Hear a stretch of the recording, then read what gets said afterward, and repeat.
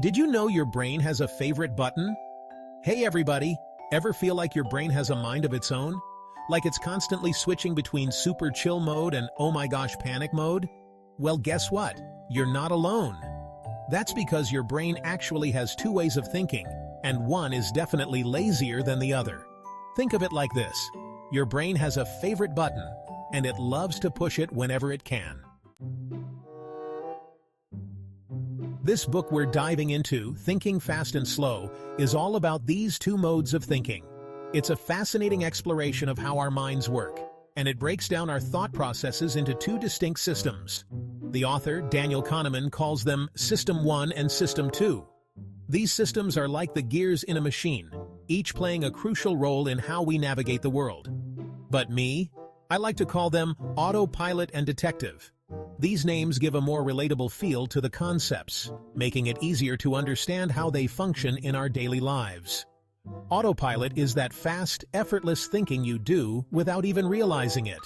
It's the kind of thinking that happens automatically, without any conscious effort on your part. It's like when you see a cute puppy. Instant happiness. Your brain doesn't need to analyze why the puppy is cute. It just knows and reacts. No need to overthink it. Your autopilot just says, "Oh!" This kind of thinking is quick and instinctive, perfect for situations where you need to react swiftly. Now, detective, that's your more logical, step-by-step thinker. This system kicks in when you need to focus and analyze a situation carefully. It's the one you use for things like solving puzzles or figuring out why your dog ate your homework again. The detective takes its time, weighing all the evidence before coming to a conclusion. It takes effort, but hey, sometimes you gotta put on your detective hat. This kind of thinking is deliberate and methodical, ensuring that you make well-thought-out decisions. Throughout our day, we constantly switch between these two modes. Sometimes, we rely on our autopilot to get through routine tasks quickly and efficiently. Other times, we need our detective to step in, especially when faced with complex problems that require deeper analysis. Understanding when to use each mode can greatly enhance our decision-making skills. It's all about finding the right balance and knowing when to trust your gut and when to take a step back and think things through. As we journey through this book, we'll uncover more about how these systems work and how we can harness their power to improve our thinking and decision-making. So get ready to meet your inner autopilot and detective, and learn how to make them work together to navigate the complexities of life with ease and confidence. So, autopilot is all about speed. It loves making quick decisions based on gut feelings and past experiences. Need to know if you like someone? Bam! Autopilot gives you an answer in a split second. Detective, though, likes to take its sweet time. It carefully weighs all the evidence and analyzes every angle. Think of it like this. Autopilot is a sprinter, dashing for the finish line. Detective is a marathon runner, pacing itself for the long haul. Now don't get me wrong, autopilot is super helpful in a lot of situations. Like, imagine trying to calculate the tip every time you eat out. Your brain would be fried. But sometimes autopilot can lead us astray. That's because it relies on mental shortcuts called heuristics. Heuristics are like those pre-programmed settings on your phone. They're convenient, but sometimes they lead to hilarious autocorrects. Mental shortcuts. Your brain's lazy but clever tricks. Our brains are incredible machines, capable of processing vast amounts of information in the blink of an eye. But sometimes, to save energy and time, they take shortcuts. These shortcuts, known as heuristics, help us make quick decisions without having to think too hard. One example of a heuristic is the availability bias. This is when we judge the likelihood of an event based on how easily we can recall similar instances. For example, if you frequently see news stories about airplane crashes, you might start to believe that air travel is more dangerous than it actually is. Remember that time you saw a spider in your house? Suddenly, every shadow looks like a creepy crawly, right? This is a classic example of availability bias. Your brain is on high alert, making you more likely to interpret harmless shadows as potential threats. Another funny one is the anchoring effect. This is when we rely too heavily on the first piece of information we receive, even if it's completely irrelevant.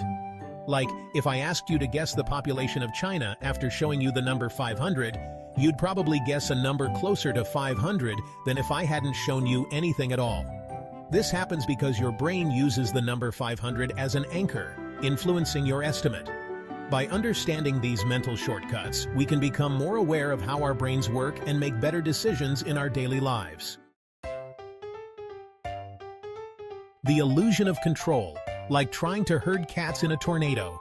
And get this, sometimes our brains even trick us into thinking we have more control than we actually do. It's called the illusion of control. It's like when you're playing a slot machine and you think that rubbing it for good luck will somehow influence the outcome. Spoiler alert, it won't. Trying to control everything is like trying to herd cats in a tornado. It's just not gonna happen. Don't be a sucker for your own brain. The good news is, once you know how your brain plays these little tricks on you, you can start to outsmart it. Our brains are incredibly powerful, but they can also be quite sneaky. They often take shortcuts, which can lead us to make decisions that aren't always in our best interest. It's like knowing the magician's secrets. Suddenly, the illusions aren't so impressive anymore. When you understand the tricks, you can see through the smoke and mirrors. This awareness gives you the power to make more informed choices. So, next time you're about to make a big decision, don't just go with your gut. Your gut feeling is often influenced by these mental shortcuts. Instead, take a step back and think things through. Take a moment to engage your inner detective. Investigate the situation from different angles. Gather all the clues and evidence before jumping to conclusions. Ask yourself, is my autopilot trying to pull a fast one on me? Our brains have an autopilot mode that helps us get through the day, but it can also lead us astray. Am I falling for any mental shortcuts? These shortcuts can save time, but they can also cause us to overlook important details. By being aware of them, you can avoid common pitfalls and make better decisions. Thinking smarter, not harder. Tips for outsmarting your autopilot. Here are a few tips to help you outsmart your autopilot. Slow down and think things through before making decisions. Don't be afraid to ask for a second opinion. Be aware of your own biases. Don't believe everything you think. Remember, our brains are amazing, but they're not perfect.